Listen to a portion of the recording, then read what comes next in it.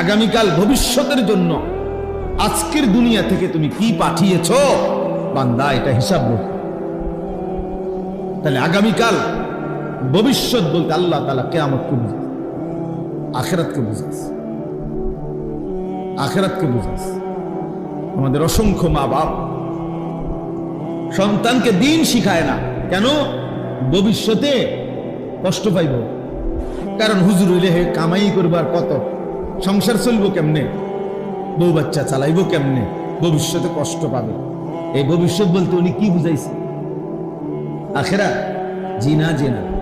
উনি বুঝাইছে 40 বছর পরের হায়াত, কর্মজীবন আর কি, বিবাহ পরবর্তী জিন্দিগি, এটারে উনি বলছে ভবিষ্যৎ। না, বিবাহ পরবর্তী জিন্দিগি ভবিষ্যৎ না। ভবিষ্যৎ শুধুই কেবল আখিরাত। ভবিষ্যৎ শুধুই কেবল কি বলে? আল্লাহ কোরআনে বলছে মা কদ্দামাত লিগাদ, আগামীকাল ভবিষ্যতের জন্য আজকের দুনিয়া থেকে তুমি কি পাঠিয়েছো বান্দা, হিসাব রেখো, হিসাব রেখো। এজন্য প্রিয় ছেলেরা, গুনাহ করতে পারাকে চালাকি মনে করো না। গুনাহ চালাকি না, গুনাহ অসভ্য। নারী দেখো, ছবি দেখো, নাটক দেখো, জিনা দেখো, ব্যভিচার দেখো, উলঙ্গ দৃশ্য দেখো, সারাদিন মোবাইলে নাচ গান যারা দেখো, এক ওয়াক্ত নামাজ পড়ো না, পড়তে মনও চায় না, কেউ তোমারে ডাকেও না, মাও না, বাপও না, গ্রামবাসীও না, পাড়ারও না, কেউ তোমারে কদুর ফেরাইতেও চাইতেছে না, কেউ তোমারে ডাকে না।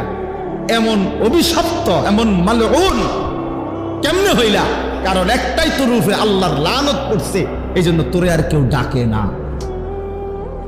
আমার মা 70 বছর বয়সে আমার এখনো জিনা, আমার আম্মা বাইচা আছে, আমি প্রায়ই বলি আমার মায়ের বয়স 70-75 হবে, বুড়া হয়ে গেছে, মা একদম অসুস্থ, এখনো আমার মারে, মা আমারে জিগা ফুত নামাজ হচ্ছে,